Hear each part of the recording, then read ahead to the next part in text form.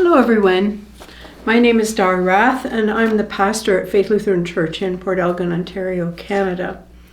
And yesterday was Valentine's Day, and so I thought I would find a story that's related to love. And so this story comes from a book called Flowers in the Wind by Robert Coos.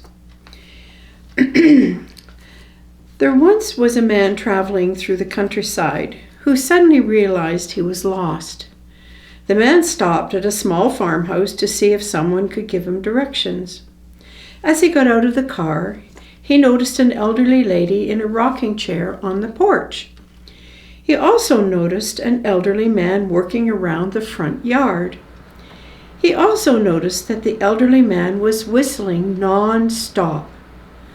The whistle was clear, but it didn't seem to have any recognized tune. It was aimless and purposeless.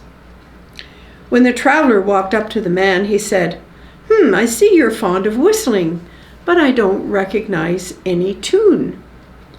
The elderly man replied, "Oh, it's second nature to me now." He went on to say that his wife, who was in the rocking chair, had been blind for many years. They had been married for 38 very happy years before she became blind. Coming that late in life, the blindness had been a very frightening experience for her, and she was feeling a deep-seated insecurity. The husband then explained, "I figured if I just keep whistling while I'm outside the house, she'll have the security of knowing I'm still with her." This man was using his gift of whistling for a purpose to alleviate the fears of his blind wife. Such actions are performed millions of times a day around the world.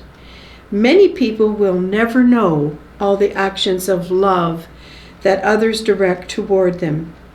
These acts are like the lonely violet blooming on the side of the forest path, rarely seen by humans. We use our gifts for the betterment of the world, so frequently, in fact, that often we don't recognize that we're doing it. Acts of concern that are second nature to us.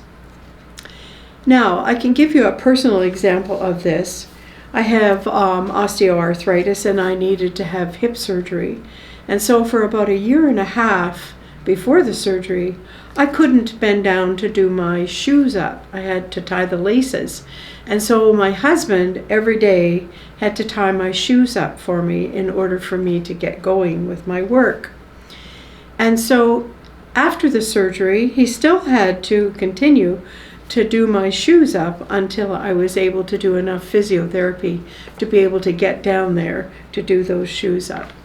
And so the other thing I do for him is that I do the driving mostly at nighttime now. And so these little things that we do for each other are just wonderful little love things, that's what I call them.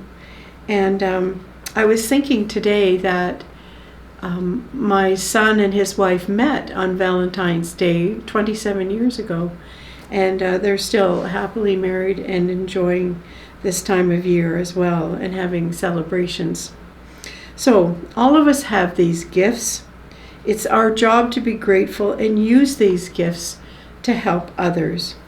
So as we continue our journey this week, it would be a good idea to reflect on our own gifts. How do we use those gifts here on earth?